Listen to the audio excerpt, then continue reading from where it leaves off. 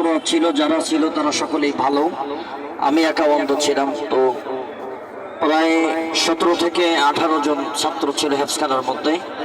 তো আমার ওস্তাদ বলতো যে ওনাকে এক আয়াত করে শিখাইবা, তোমাদের প্রত্যেকের দায়িত্ব এক আয়াত করে শিখাইবা। তো ওই এক আয়াত করে শুনে শুনে এক একজনের থেকে এক আয়াত করে নিয়ে আমি পরে হুজুরকে পড়া দিতাম।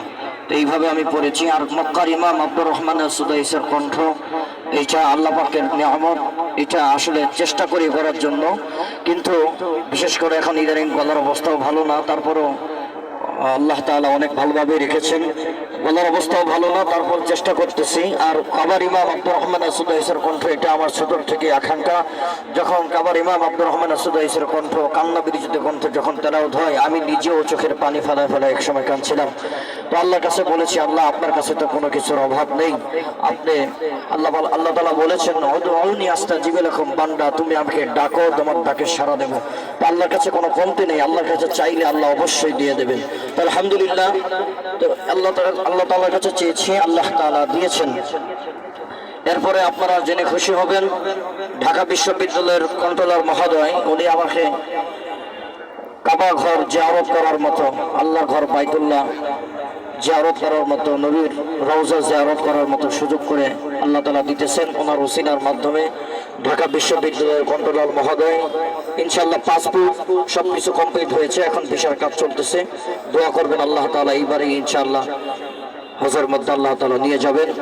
আল্লাহ তাআলা সবাইকে কবুল করুক। যোগাযোগের ক্ষেত্রে আমার ফোন নাম্বার 01310355439, 01310355439, এটা হচ্ছে আমার মোবাইল নম্বর। ইনশাআল্লাহ বয়ানে যদি নিতে চান বয়ানও করতে পারবো, আল্লাহ তাআলা সেই তৌফিকও দিয়েছেন। ইনশাআল্লাহ চরমনায় নমুনায় বয়ান, ইনশাআল্লাহ গতকালকে শরীয়তপুরে মাহফিল ছিল, সেই মাহফিল করে আসছে। আল্লাহ তাআলা কবুল করবেন ইনশাআল্লাহ। বিসমিল্লাহির রাহমানির রহিম।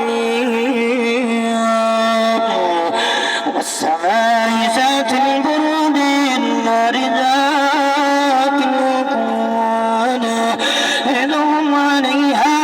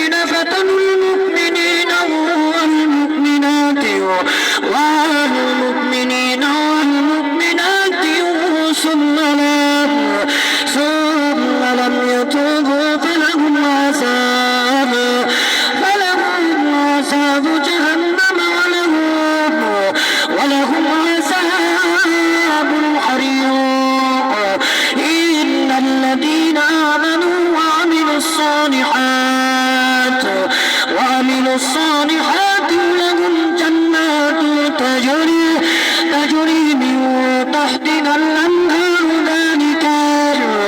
ذلك الفوز الكبير. إن